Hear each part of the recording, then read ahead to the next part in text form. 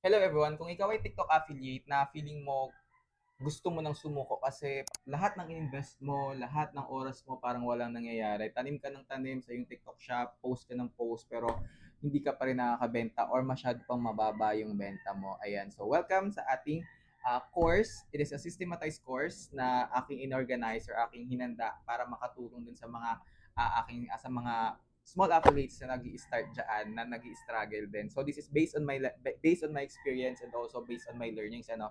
So ang ano natin nito is all about how to become a successful affiliate. So, lesson 1, plan, don't just shoot and upload. Ayan. So kadalasan kasi sa atin marami tayong napapakinggan ng mga TikTok affiliates na nagbibigay ng tip na sige lang, post ka lang, power posting, napataw dito, sandwich method, post ka lang ng post, tanim-tanim, which is good naman, yes. Kasi as a TikTok affiliates, kailangan natin magtanim para sa ating brand visibility at para tayo ay magkaroon ng pagkakakilanlan or magkaroon tayo ng visibility nga dito sa TikTok or dito sa ating platform na ginagamit para tayo ay maging successful affiliate. Pero, what is missing kaya hindi tayo makabenta o kaya hindi tayo yung magkaroon pa ng magkaroon ng progress, yung progress na tuloy-tuloy na progress. It doesn't matter kung mabagal, pero merong progress na nakikita. Hindi pababa, kundi pataas.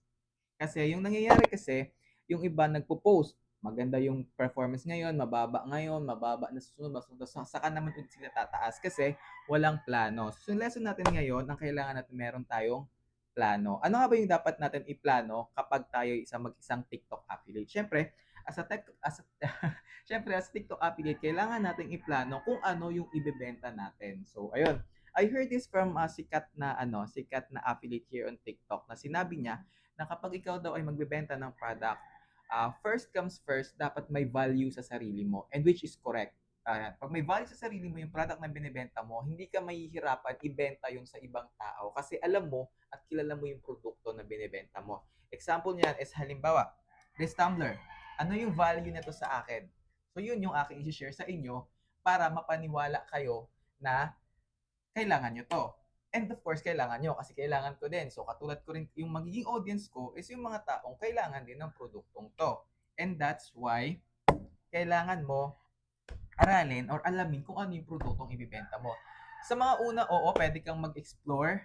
Siguro bigyan mo yung sarili mo ng at least 10 products na i-explore. Pero wag kang bili ng products na kung ano-ano tapos hindi mo siya kayang ibenta or walang value sa iyo kasi yung mangyayari niyan mahihirapan ka ibenta yan and mababurn out ka lang kasi walang benta o hindi mo alam kung paano i-promote at saka hindi mo siya kayang pangatawan na ibenta kasi hindi mo siya kilala, hindi mo siya gusto, or wala kang na-experience sa product na yan na something na maibibigay mo sa mga clients mo or sa mga potential customers na binibentahan mo. Okay, pangalawa, investment. Ayan. So, syempre, as a TikTok affiliate ng mga starting, so kailangan natin talaga magkapital kasi hindi pa tayo yung magkakaroon ng mga sponsors or mga free samples, hindi pa talaga, iilan lang yan. So, kung iilan lang yan, hindi pa tayo makakapagbili, hindi pa tayo makakapag-promote ng maraming products. So, 10 products, at least 10 products, paulit-ulit natin i-promote for 30 days or 60 days, okay na yan.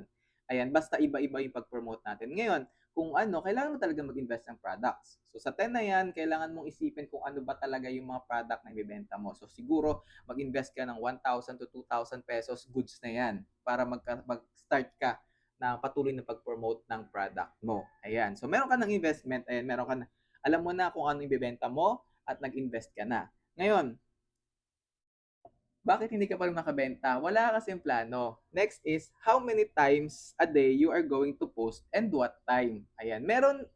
Sa time kasi, meron tayong tinatawag na systematized na pag-post. Yun yung mga naka-schedule post, pwedeng ganun. Sa may mga laptop, sa may computer. At meron din naman tayong any time of the day pwedeng natin i-post basta meron tayong i-post. Ang kailangan lang natin malaman is ilang beses tayo magpo-post sa isang araw. At yung pag sa isang araw na yan, kailangan natin i-consider yung mga event sa platform na ginagamit natin like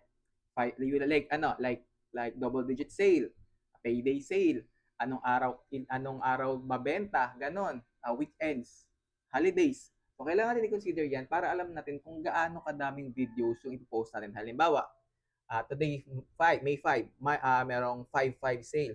So kailangan marami tayong videos na ipo-post. So, i-plan mo na siya ahead of time. So hindi pwedeng ngayon ka lang mag-shoot kasi kapag ngayon ka lang mag-shoot, mangyayari parang ano ka lang, come what may. So ayun. So kailangan ahead of time alam mo na yung mga gagawin mo kasi kung wala kang plan, mabu-burnt out at mabu-burnt out ka talaga kasi hindi ka nakapaghanda sa mga dapat pinaghandaan mo na. Sayang ng opportunity ng ng double digit sales tsaka ng payday sales. So kung ganyan kung merong double digit sales or payday sales ngayon or payday events, kailangan mag-post ka ng mas maraming videos dun sa usual na pina-post mo a day. So uh, that's another tip. Next natin is how many months are you going to test the waters? Ayan. So ibig sabihin nun is syempre, as a TikTok affiliate, it's a business. Hindi siya yung 'pag sinabi mong gusto ko mag-TikTok affiliate kasi magkakapera agad ako, hindi. It's a business. So, sa business, hindi siya agad-agad nag-i-income. Meron tayong tinatawag na return of investment or the ROI. So, meron po, usually yung business is nagtatagal ng around 2 years to 3 years para magkaroon sila ng return of investment. Lahat ng invest nila ay magkaroon ng return sa kanila.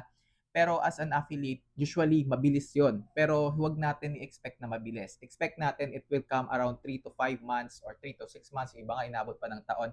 Pero ikaw, as a new affiliate, o tayo, as a new affiliate, sabihin na natin, hanggang kailan natin kayang mag-antay ng walang income, ng walang sales. Basta important maging maging consistent.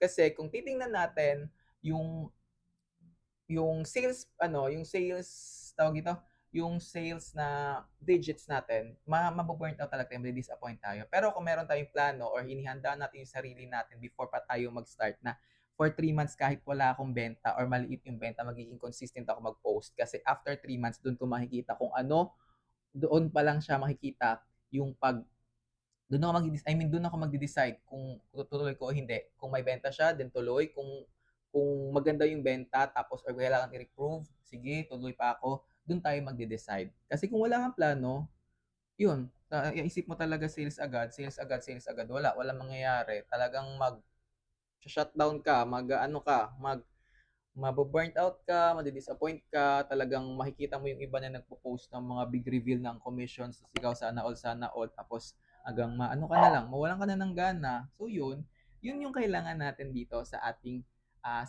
sa sarili natin, to become a successful affiliate. So una-una sa lahat talaga is planuhin muna natin.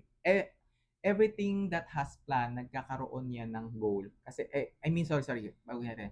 Lahat ng goal ay kailangan may plans. Kasi kapag ginaw lang natin tapos wala tayong plans or wala tayong action plan, hindi natin alam kung paano siya gagawin. So, kung may plano tayo, mas mabilis natin marating yung goal na yun. So, yun lang.